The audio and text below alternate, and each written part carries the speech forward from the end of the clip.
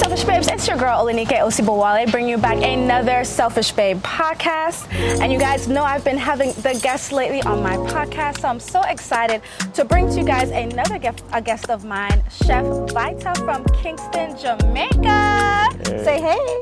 Hey, what's up, man? It's a pleasure being on your podcast. Tell myself, say Selfish Babes, hi. Selfish Babes, hi. I'm here for you. I sure love to hear it. Good vibes. So you guys know I have been or want to be in Jamaica for at least 30 days. And I think today is probably like day 11. And so there's been a lot of Jamaicans I actually want to bring onto my podcast. And I remember when I was back in Jamaica, probably in early March, I had met Chef Vita through his Air BNB Riverside Dining Experience, right?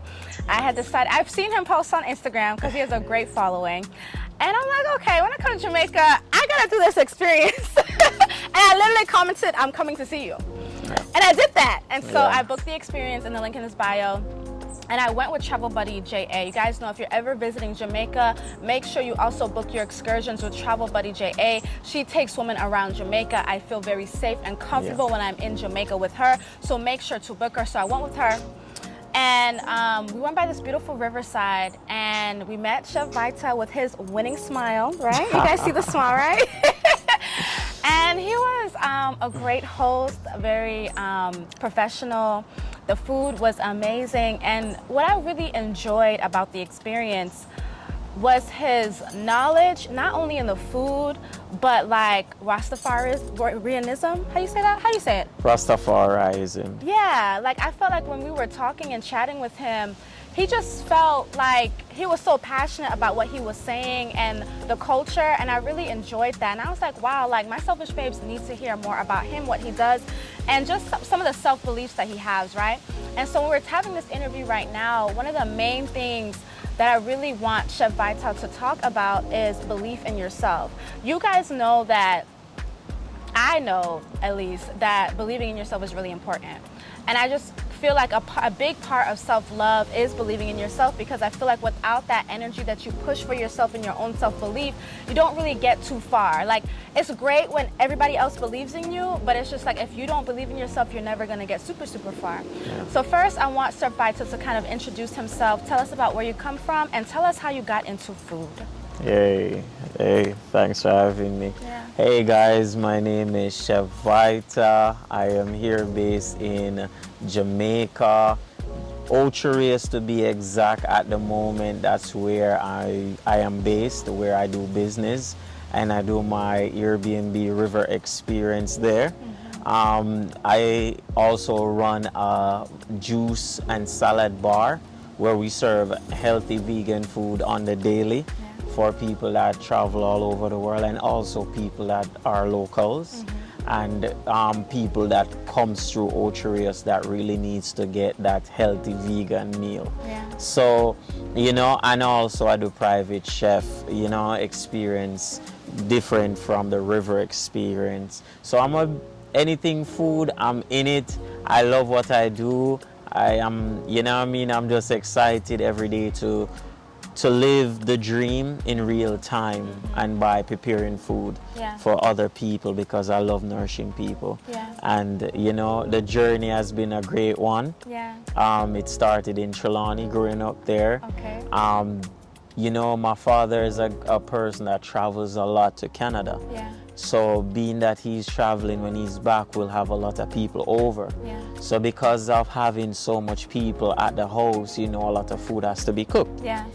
So being that big pot I cook every day at the house, I'm always in the kitchen. Yeah. And with that energy and that, you know, vibe of wanting to see how the food is prepared, that was like the energy of wanting to know more about food, especially Ital food, because my cook at the time where we were living, he was just transitioning to be a Rasta man. Yeah. So because of me wanting to know what is this, what is that, he sent me to the elder Rasta man. His name was Chef Vita. I'm gonna pause you right there. So for my Selfish Babes that do not understand what Ital food is, what is it? So Ital food is food that's prepared in its natural state, meaning no process, no GMO, food that, you know, is organic.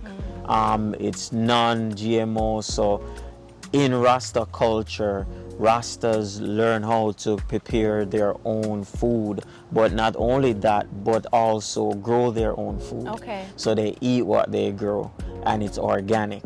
Yeah. So in and a no sense, meat, y'all. There's no meat in this. no meat. So in a nutshell, Ital is organic, the modern way of saying organic or vegan. Or plant-based. You guys know that. Or plant-based. But in the Rasta community, we always put an I before most of the words, so we say Ital. Yeah. Yes. I want to ask you, gotta remember for me to ask you like why you do that, but I want you to take us through the journey of meeting your mentor. Yes, so growing up in Chelani, my mentor, Chef Vita, that's where the name Vita came from. Yeah. So he impacted my life really well. I met him like around 10. Yeah. And then I started to go to his house, and he would tutor me. Yeah. And being there for him to teach me about the culture and about the food and music and everything. Yeah. His lifestyle inspired me so much to the point where when I was 13, I decided to just go straight Ital, Wow. start to live the lifestyle. So going through high school, I was just so revolutionary, mindset, energy, more keen on what I put in my body. Yeah. And from that mindset from a young age actually inspired me to want to pursue a career in preparing vegan food, or aka Ital food, for people. Yeah. I always wanted to be a chef, but just that lifestyle change inspired me more to want to be a Ital/vegan chef. Okay. Yes. And what made you always want to be a chef? Like, what was that for maybe first memory or first experience? You're like, wow, I enjoy cooking for people. I enjoy doing The this. gathering of seeing people at my house every day. Yeah. To see my friends and people and neighbors will be at my house, just there in the living room watching Dish Network, in the backyard playing video games. It's just that communion energy of seeing people waiting like, yo, food soon ready, you know what I mean? So just that energy and hosting people, it just gives me that energy that, yo, I want to nourish people. It's just that my journey brought me to a level where I'm nourishing people with healthy and wholesome food, So that's where it started, just to see people around me. Yeah, guys, I really like that Chef Vita talks about nourishing people. When it comes to people being nurturers, personally, I feel like that's such a wonderful trait to have. And maybe, I don't want to say rare, there are people out there that are like that, but for somebody to want to nourish somebody like a nurturer, almost like in a mothering way, a giving way, it's very giving of it's very giving of you to cook this food and prepare this food with your energy, knowing it's not only going to be great for somebody's physical health, but also their mental health, their emotional health as well. Because as we all know, a lot of things is energy, right? And so I'm assuming that when you're preparing your food, you're looking at this from a holistic perspective, right? Yes, it's all energy. My dad is a very kind man. He's very giving. So that energy that, I grew up on and see him giving, it's just within me as a person to give, to share. When me and my friends are by the beach or by the riverside, I would be the first person that wants to start cooking, because that's my thing. I don't hesitate to go in the kitchen and whip up a meal, make some juices, just good vibes. So for me, I see that same energy exchange with my business and also with my experience. So the moment I am around the fire, it's me zoning in to nurture the person who is on the other side of receiving my art, Ashe, you hear what he said, y'all? He said his art. Yes. I think that's beautiful, right? Sometimes we don't think about the things that we do as an art. And so when you're talking about cooking and preparing a meal for people, why would you say it's art? Because it's the culinary arts. It has to become it's like a dance. The ingredients, the flavors, the textures. It's art in its full capacity of expression. The emotions you put in with creating the food, the colors, Yeah. the texture. So for me, I'm very artistic. You know, I can paint, I can draw from a young age. That's why I was at Chef Vita's house, because he's very artistic.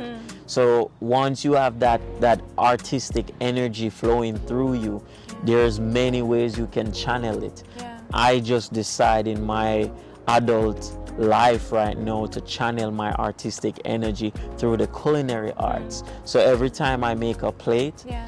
or I design my meals at my business, Yeah. I am looking at that artistic side of it Yeah. for presentation, because we eat with our eyes first. If the That's food true. does not look properly presented to you, you would be like, no. So the art with the food of preparing it, you have to make it so presentable to the point where the client is so pleased and ready to eat it. That's true. And when I was at the Riverside Experience, everything looked amazing. Everything tasted amazing. And I remember you telling me and Jari a story about the first time you cooked sip. Yeah. That was Ital for your family. Yeah. We're going to talk about that. But first, I want Chef Vita to explain what sip is, because we would say soup, but we don't say that here, Yeah. right? Yeah, so in the Rasta community, we have our own terms and words and, you know, things that we say of communicating. So Ital sip is a shortening for soup. But because in the Rasta community, words sound power, soup has meat in it. Yeah. And because we're dealing with no meat, we are saying it's Ital, it's more plant-based. So we will say sip, because you're sipping some veggies, some nuts, anything, but long as it's plant-based. So there's another joke where the head of the police station is called the superintendent. So if you go to a Rasta restaurant or restaurant, they will say there's no soup here because the soup is down at the station. Yeah. So it's, you know, So super, like superintendent. superintendent. Yeah. When he has first told the story, I was like, what? Yeah, it's just an inside joke in the Rasta community. But you know, Ital sip is when you go to an Ital restaurant, just ask for Ital sip. Yeah, because if you say soup, I mean, I promise you, everybody's probably gonna say, "What? There's no soup here," like you just said. Yeah, he's down at the station. Okay. Now tell us about the time that you decided to cook sip for your family, who was so used to having soup with meat. Well, it was a Saturday, and my dad was at the house. Everybody was there. Yeah. And my dad was like, "Who's gonna cook?" Yeah. And I was like, "Dad, I will cook." And he's like, "What you gonna cook?" I said, "I'm gonna cook Ital sip." And he's like, "Okay, we're gonna get meat." And I was like, no meat. And he's like, "What?" Yeah. So I went, got some ingredients and did it. Yeah. I didn't have any pumpkin in it to Okay. give it that curry soupy look. Yeah. It was just white because of the coconut milk. Okay. So the coconut milk gave it this white creamy look. Yeah. And then it has the herbs, it has the yam, the sweet potato, because you don't know it's the country. Yeah. We have the grung provision and Yeah. the gungo peas. Very nourishing to the body, by the way. Yes, but there was no meat in it. And he was like, "What is this white thing?" And I was like, he was like, "Yo, this is some of the things Chef Vita teaching you." And I was like, "Yeah, you know, this is an Ital sip that." Yeah. And the funny thing is, if I put saltfish in it and cook down that coconut milk to like a gravy, it will be like a saltfish rundown. I was gonna say it'd be like rundown. Yeah, I it will love be. rundown because back in the day when Onika used to cook, because y'all know I'd be cooking like that. When I used to cook saltfish rundown, I used to make that. I used to make that. Oh I my did, for real, but gosh. mackerel rundown. That's what I would make. Yeah. But I love that. But Yeah. you probably be like, ew. It's all good, man. No judgment. No judgment to the non-vegans. Yes. But that's the thing. Once you subtract the meat or fish out of a dish, Yeah. it still has a variety, so versatile. So Yeah. when he was having it, he was like, "Yo, this is good. This is flavorful. The only thing missing is meat." And I said, "That's the thing, Dad." So it was just at that moment I was so confident. Yeah. in preparing dishes for other people. And I remember at the time my mom, when I tell my mom that she was gonna make soup as well, Yeah. and it was pigtail soup. And you A know, big no, yeah. no pork. And I told my mom, I said, Mom, just made that for just you alone, because I'm not having any. At the moment, at the time, me and her, we were living together. Yeah. And I had my garden, and I was doing my Ital thing. And I said, Mom, that's not for me. Yeah. It's the end of the road with me and that pork. And she was like, what? Yeah. It used to be a favorite. And I was like, no, Mom, I'm going to make a This sip. used to be his favorite. I Yeah. wouldn't have known that. And I went all the way and made a Ital sip, and I had the pumpkin in. Yeah. And at the time, I put some veggie chunks. Okay. Yeah, I put some veggie chunks in it to have that meaty vibe. Yeah. And it was, and my mom was just like, wow, this looks amazing. And she liked it. It tasted She good? liked it. Okay. She ended up paused her pigtail soup and tried the Ital sip. So, Okay. you know, from there, so it was just my two parents. Yeah. They saw the vibes, and they just did not, they support me all the way Yeah. till now. Yeah. You know, I think when people think about plant-based food, like we know plant-based food, Ital food, all the types of food without the meat, is growing in popularity, which is great. Yeah. And I think what I realized even at the experience I had with you was there was this raw salad, right? Yeah. And it would tasted so good, y'all. And I was just like, bitch, like if I had a salad like this every day, bitch, I will be healthy every day. So for me, like, how do you flavor or season the food to where it tastes so good where people don't miss the meat? Because before, if we were to eat meat raw, we wouldn't like it, No. right? If we were to eat meat with no seasoning, Yeah. we more than likely would not like it. Yeah. So tell us about that. So the thing is this, right? The reason when you eat, nobody would eat anything that's bland, because there's no flavor. There's no spice in it to actually trick your mind to want to eat it. So as what I said earlier, you eat with your eyes, right? So if the food is not presented properly to you, you won't feel interested to want to go eat it. Yeah. Next thing, with taste, if the food is not taste or flavored properly, we won't eat it. Yeah. So with meat, the only reason why people are so excited to want to eat the meat is because the meat is flavored and spiced, and it's able to trick your mind for you to eat it. But as of a mango or a fruit, your mind is not tricked to want to eat it because it's ripe. So naturally, you are designed to eat seeds, nuts, and vegetables, right? You can eat a peanut, cashew nut. So for me, knowing all of that, right, I know most of the people that book my experience are non-vegans.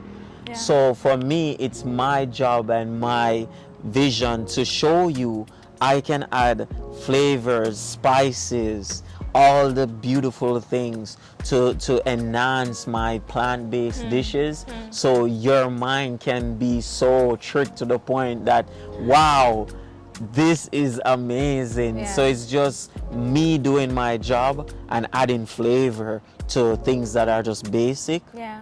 If I don't have add the flavor to it, to make you get that rush of man. Yeah. Yeah. Tell us about that dressing though. It was like a So sunflower. yeah, seed so thing. that dressing is a sunflower seed garlic sauce dressing.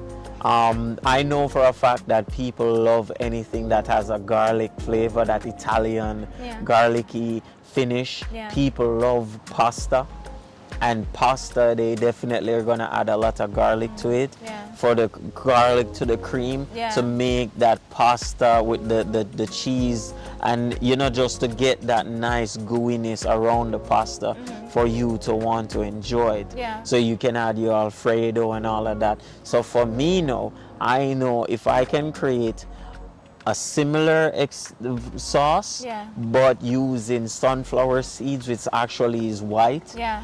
and then the garlic sauce with a little bit of salt, I know that I could replicate that garlicky, creamy sauce. Yeah. And anything you have with that, it will actually blow you away. Yeah. I was eating raw. I mean, you guys know, like every once in a while, salads are great, right? But Yeah. I would rather drink my greens, so I prefer to have like a green juice. Yeah, Versus like a salad. I get So you. when I had the raw salad and the dressing, I said, Yes. oh my God, this is great. If I had this every day, guys. Man. Healthy. The salad, the sauce is, the beauty with food is once you get the sauce, the gravy, the marinade right, everything else would be right. If you're cooking rice, before it cooks down and everything combines, once you can get the water that's cooking the rice flavored right, That's true. it's home stretch after that. tell you All what. you have to do is turn the heat down and just let everything cooks down. Yeah, no, that so makes sense. yeah, so the key, my people, get your sauce or your gravy right. Once you do that, good. Yeah. Yes. So tell us how you started your business. So how I started Vital, I was a manager for a raw food restaurant at the time, and one of the customers came in and she was like, yo, we've been reaching out to your company that you work for months, trying to invite them to come to this farmer's market. But you have a big following on social media. Your food looks amazing. Yeah. Why won't you just do the pop-up? Yeah. It's an amazing way to showcase your talent. Yeah. And at the time, I definitely was like, wow, as what you said, like, this was just the moment of me, like, yo, no, it's the time to believe in yourself. And my ex, at the time, she was like, yo, you can do your own thing. You can start your own business. You can be your own boss. And she was just speaking that into my life. And what I did, I started to buy equipment. Yeah. All the equipments that I needed. Yeah. And the farmer's market was like probably about a month after. Opportunity came up. I started to invest in myself. I started to buy up equipment, blenders. I bought up a stove, everything that I needed to do the pop-up. Okay. And I started to put aside some money to buy up stuff. Yeah. And I bought a igloo and all the necessary stuff I would need. And it's so funny, right? The day before the farmer's market, I paid for the shop and everything. I didn't have nobody to serve the food. Okay. Like, I would cook it, but to deal with the customers and collect the money. And one of my customers, Maverick, which is he's with me right now in my team. He was doing accounting.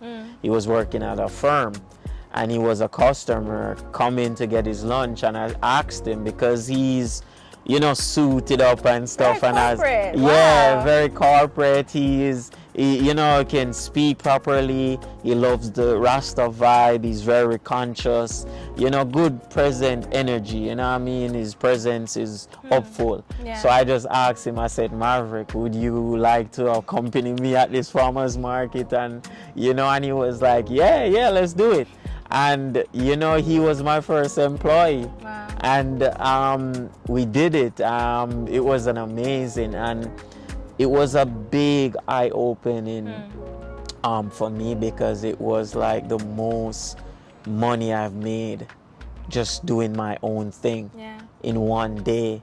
And just that little taste Yes. of that little Can't one go taste. back. Yeah, once you telling get a taste of that, I promise you, Ashe. my whole view and mindset changed right there. Right there, I realized, once I believe in myself, invest in myself, and put the energy behind that, I see where possibilities are endless, and I'm a living proof of that.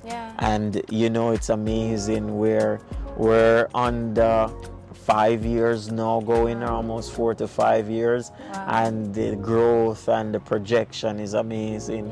And I'm so happy Yeah. And you know, the growth, and excited for the future. Oh, shit. Yeah, and just believing in self, you know. shit. Yeah, man.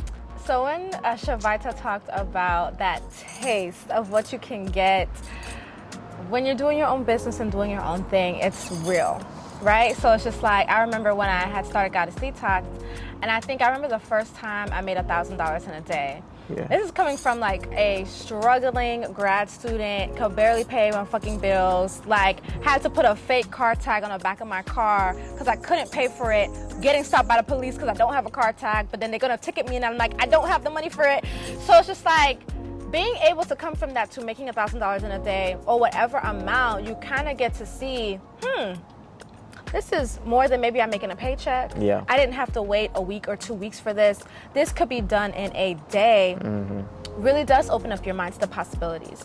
And yes, the money is great, but you also start to think about your freedom, right? Yeah. So it's just like, if you're doing your own thing for yourself, instead of just investing your energy into somebody else's thing, and there's nothing wrong with being an employee. We need our employees. So if you if you're employed and you want to stay employed, okay? Yeah. I'm just saying, for those that feel in their spirit and their soul that maybe a job is not for them, having that belief in yourself to put the energy towards your own thing could really benefit you, right? Yeah. And so when I think about self-belief for myself as a selfish babe, a woman who selfishly and authentically loves herself, I am so grateful for me, for loving myself enough to do the things when it came to my business, to create a life of freedom for myself. I am 32, started a business at 23, and I've been able to just live off of my income that I've created through social media, which is really amazing.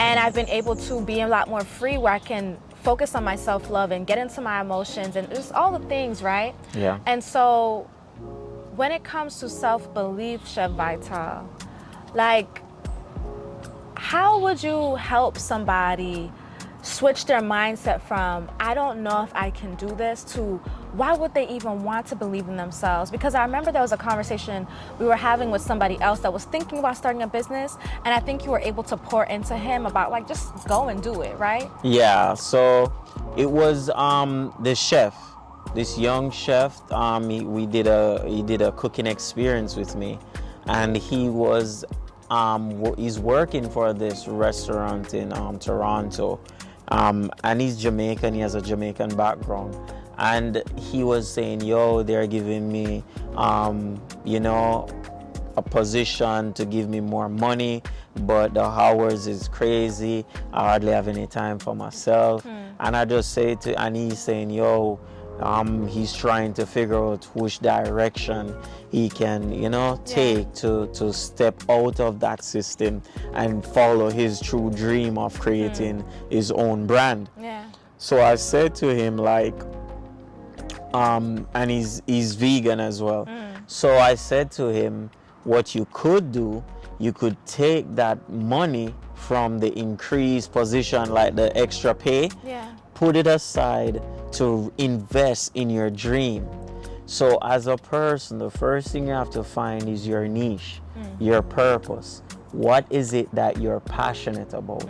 The things that, what you like. If you like to travel, okay, you can create a travel company where you travel and you bring people with you, and you bring them at different places and you travel together. So you can create a travel agency. If you're a chef, you can create your own YouTube channel, your own social media platform that can help people, or do private chef cooking to create your brand so people can see your work.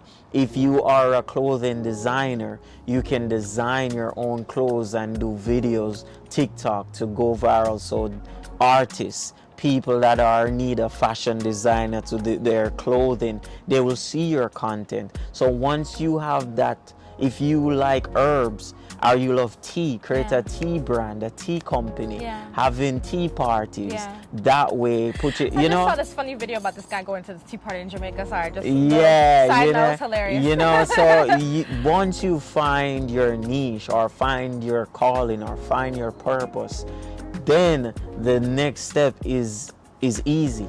The hard part is to find what you love. But what's the next step though? The next step is to actually invest into your dream and your idea. Okay. Because once you invest in it, if you're a sewer, you buy the machines you need to do your job. Yeah. I'm a chef, I buy the proper knives, I buy the equipment, I buy the stove, the 2-burner stove to do pop-ups. Yeah. I buy the igloo so to keep my preps in a cooler. You got to reinvest in your dream. Once, if you're a content creator, you invest in a proper phone that can give you better quality. If you want to do YouTube. But you know what you're saying, Chef Vita? I think what you're saying to me sounds like the actions you take after you believe in yourself, right? Yeah. There was a point in time where you thinking that you can do this on your own wasn't a thing. And you mentioned there was somebody in your life that was able to kind of motivate you for a little bit to actually push you to go. Yeah. But how did you go from, dang, I don't know if it's going to work for me, to, all right, I'm actually gonna try this. I'm actually gonna spend the money and do, right? So for me, if you didn't believe in yourself, you're not gonna spend a motherfucking dime to get anything. You know what I'm trying to say? But you actually, at some point, you're like, okay, I can do this. So where did that switch happen for you? So for me, I was already, so I was actually cooking already. I was 23 running a raw food restaurant, managing it. At a young age, I was already growing in my career. I already found my purpose. I was actually social climbing already in my creative way. You know, I was already known for what I do at 23 because I started early. So the next step was from a manager, from a worker to an owner. Yes. So it was me learning how to manage a business, learning how to run a business, and then my girlfriend at the time, she's traveled. She has a business mindset. So she was looking from outside looking in and say, yo, you're so talented. You have so much drive in you. You're running somebody else's business so good. Why you don't do it for yourself? Yes. If you're doing it for this person so good, imagine when you are doing it for yourself. Imagine how focused and how further you can become. So it's just when you have the right people around you, that's the key. When you have the right people, your surroundings. So what I would say, find your purpose, that the things that drives you, and surround you with the right people. Surround yourself with the right people that will feed into your drive to become that next level person. And it was my girlfriend at the time. She saw how great I could become if I just made that one step. And just listening to her, and then I made the step, and then I started to invest in myself, so to prepare myself for the journey. The journey is not easy, it's a lot of work. Don't feel like, oh, I'm just going to do my own business and that's it. No. If you're doing 12 hours in somebody's job, with your business, it's like 35 hours because it's always on. It's not like off, because guess what? It always rely on you. You have the vision and you have to put in the work. That's true. That's why it's not built for everybody. It's not everybody's gonna be a boss. Not everybody's gonna own their own business. It takes a different level of dedication. But if you're a good worker, a good team person, you can work with people to become so valuable in a team that the team leader needs you, or they cannot operate because you do your job so well. We need you. So at the end of the day, if you're a good team player, stay there. If you're a good, worker, that's your lane. It's okay. If you want to be a boss and believe in yourself and invest in yourself and take yourself to that next level, it's going to take a lot of dedication and sacrifice. And even if you decided to be a team player, there's still self-belief in that, right? Most definitely. Just in general, I think having self-belief in yourself in general, whether or not you decide to be a boss or an employee, is just really good for you to have. It's really good, a part of their self-love makeup, as I would like to say. What is Rastafari? So Rastafari, Ras mean head.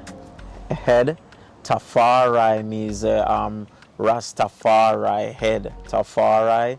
Haile Selassie, that's Haile Selassie's name before he was crowned, and name Haile Selassie, meaning the power of the Trinity. Okay. Yes. So Rastafari is Haile Selassie's.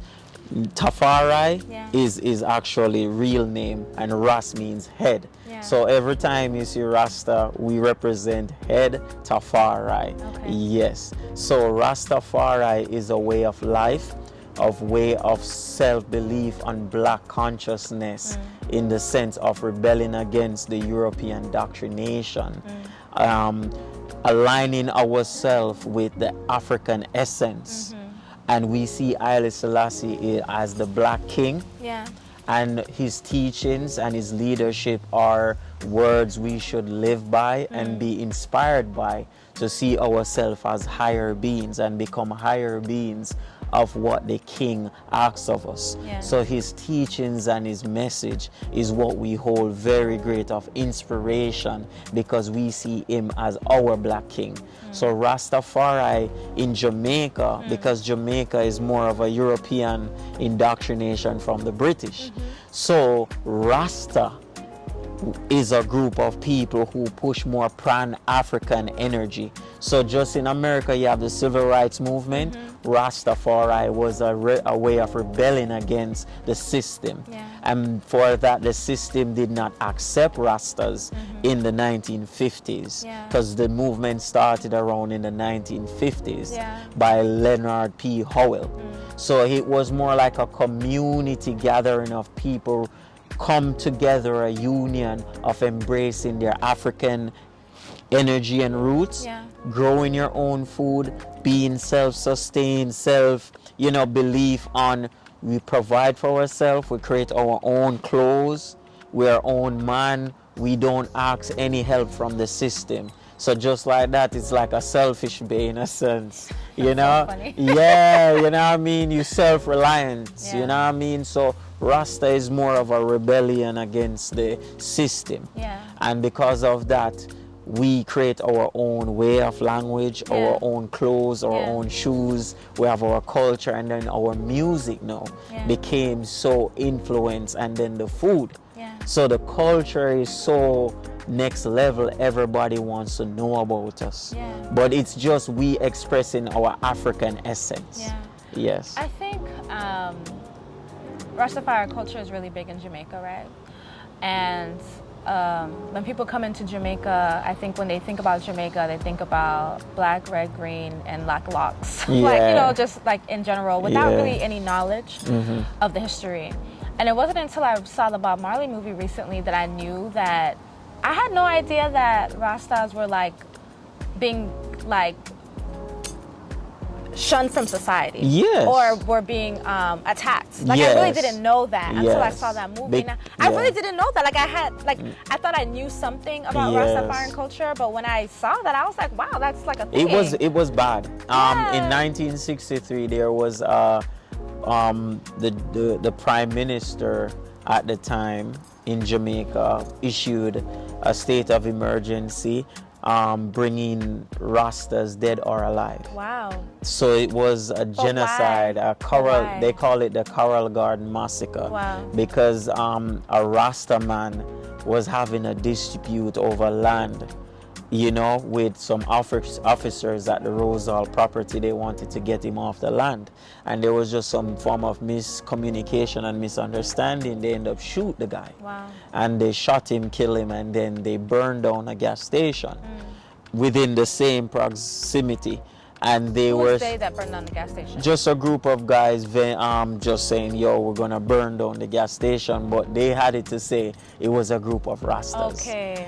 And because of that, the government already didn't like Rastas. Yeah. There were a lot of things coming up that Rastas were getting blamed. Yeah. But the sad thing is, any guy in that time who has a beard, if you do anything wrong, you're a Rasta. Really? Wow. So if you just have a beard, but If you don't have locks, but you just have beard, they will see you as Rasta. And that wouldn't be, to be seen as a Rasta wasn't necessarily a good thing back in that time. Yeah. Right? So as much as we celebrate Rastafarian culture right now, back in the day, it was not it accepted. Wasn't safe. It wasn't Honestly, safe. people lived their life, but it was not safe. It wasn't safe for Rastas. That's why most Rastas would be up in the hills. They will grow their own food. They weren't integrated in society that much. Yeah. You couldn't own land or property or buy cars or be about, because they would say, dirty Rasta, come off of my property. Yeah. Or why are you in my store? See, you're not presentable. Or they won't give you a job if you're not properly groomed. Yeah. Because that's how they want you to be. They want you to confined to the system. So because of Rasta not confined into the system, they were saying, hey, we need to get these people out of society because they are going to influence the younger generation. Yeah. So in that time, it was a whole massacre against Rasta in the 1963, and it was really bad. Yeah. But it's so funny that the group of people, Rasta is like 10% of the population in Jamaica. It's a small group of people, but yet still the brand of Rasta is what they use to promote tourism, is what they use. They use our culture. So it's just to show you that once you believe in yourself and your true essence and who you are, do not confine to what other people want you to become. Stay true to you, because Bob, as a song said, the stone that the builder refused is going to be the head cornerstone. And that's why they are trying to capitalize off our Rasta culture. They're capitalizing off our image. They use Bob Marley as the ambassador for tourism. They use the fake locks to show you, hey, come to Jamaica. The hats with the locks? Yeah, Irie Man, feel good, our own slangs. So it's just to show you a group of people that they will battered and bruised and put down is the people now that's actually generating a lot of money to the island. So no, I agree, and I think it's important for my selfish babes to know that too, because I didn't know that, and I have Jamaican culture, so I'm pretty sure a lot of you guys that don't even have Jamaican culture didn't know that either. And if you decide to, if you decide to even want to start to be a Rasta, your family is the first people who is going to shun you. You were telling me that. Yes, like your own mother, your own dad, if they're not strong, they will look on you and say, look on my good son or my good daughter, go turn Rasta. I'm mad, I'm mad. And anytime you decide to take a different journey separate from your parents or your family, they will say, hey, this guy is going crazy. I agree with that, and we can connect that back to self-belief, because as you guys know, I don't identify as a Christian, but you guys have known a lot about my own spiritual journeys and me practicing African spirituality. Whereas if you're growing up Christian, saying you practice something different that or is seen as demonic is like crazy. So it's kind of like the same when he's telling his parents, hey, I want to do Rasta. It's kind of looked at in that way. It's like telling Christians, I want to practice this, and they're like, what the fuck are you talking about? But if you're believing in yourself and you knowing that you have your own path, no matter the words that you hear from other people and the people that may be closest to you that may not be in the most positive way for you, you're going to follow those footsteps, or at least I want you guys to follow in those footsteps of your own inner being and your own inner voice, because truly we cannot live for other people. Truly we cannot live for other people. We have to live for ourselves, and I feel like when you're walking in your light and you are being your authentic self, you're going to allow yourself to attract other people to be their authentic self and for them to know it's okay to be me. If everybody decided that, hey, the main religion is Christianity, but you really don't resonate with it and you never just did something different and you never really said anything about that, then everybody would just be like, okay, well, this is what I'm practicing, right? Because they would kind of feel like it's wrong. But if you had that one person that was like, hey guys, I actually don't resonate with this, I want to practice this instead, and you may be vocal about it because you just feel like you want to share, there's going to be other people that feel the same way as you, right? So I think it's really important. Now, how does Rastafari culture influence your cooking? It influences it a lot, because it's just the fundamental of growing your own food and knowing that this food is organic and healthy, and being a Rasta. I would say every Rasta is top tier cook in the kitchen. Really? Yeah, at first, because being that your food is not prepared publicly, not everywhere you can go, you can get your type of food. So you learn Okay. to be passionate about preparing your own food. I can see that now. Yes. So once you know that, hey, I get these organic ingredients, I am going to be creative and create this amazing dish, and I know that this food is nourishing to my body. So it's not only just food, it's more of like a spiritual connection, Yeah. because your body is like a temple, and what you feed into your body, and you are what you eat. So the liberty of Rasta is embracing the body as a temple, Yeah. and eating more of wholesome food Yeah. for the temple and your mindset. Yeah. So your whole aura, your whole energy, your whole being is of more spiritual connection Yeah. with self. Yeah. So it's not only just food, but it's a more spiritual, holistic energy around the whole thing of preparing your own food. Yeah. That's what he said at the river. Yeah, you know what I mean? So I wanted to make sure that you guys heard that as well. Yes. And if you're ever in Jamaica, I highly recommend Chef Vita for your experiences, and even going into your business. But where do you see yourself, or where do you see your business going? You don't have to tell us all the plans. Yeah. Hey, I'm very excited for the future. Yeah. You know, from what I'm seeing, staying consistent, adding more value Yeah. to the brand, Yeah. to my own personal brand, Yeah. growing as a person, Yeah. innovating, learning new ideas, stay consistent with the projection of what it can become, learn in my industry that I am in, study it, Yeah. learn from other people's mistakes or even my own mistakes from the past. Yeah. And once I stay on point with that, I know for a fact that I will reach the level of not just only having 1 or 5 people for my river experience, but have a whole facility and busloads of people coming for my workshop, farm to table experiences, retreats, you know what I mean, having my own property where I can create my own holistic retreat, heal people through food, and also just had more franchise pertaining to the juice bar and giving people that early introduction of healthy food, even the kids, having the kids learning more of eating healthy from an early age, probably from school, getting healthy foods in the school, you know, probably a couple juice bars in the school so the kids can be introduced with healthy eating and make it hip, make it fun, make it be a lifestyle. You said hip, guys. Yeah, you know what I mean? That's what you gotta do. You got to make it hip. You got to make it, you know, it's a lifestyle. And once you can show people that it's a lifestyle, that's the perfect way of promoting a brand, promoting something of a holistic lifestyle. And that's the way how I think projecting the brand and the lifestyle to the masses will make me more successful and get the product out there more. Love it. And is there any last words you want to leave us with? Hey, not my last words, but few more words for you. Believe in yourself, because at the end of the day, nobody will believe in you. Only you can believe in yourself. You know the vision that you want for your life. You know where you want to be in life. You know the life that you want. You know that the life you deserve. So once you know that life you want, vision that life, work out a plan to get to that life, and stay focused with that plan.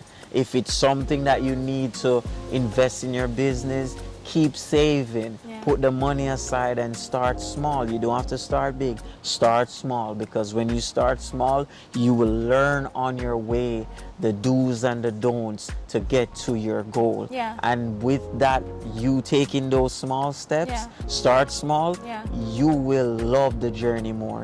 You will learn from the journey. So when you reach to that next level, you know that the journey it took you to get there, you cherish it and you learn a lot. So all I can say is those words to you. Just stick to that, and I promise you, you will head to your goals. Thank you, Chef Vita, for being on the Selfish Babe podcast. Thank It you was a very much for pleasure. having me.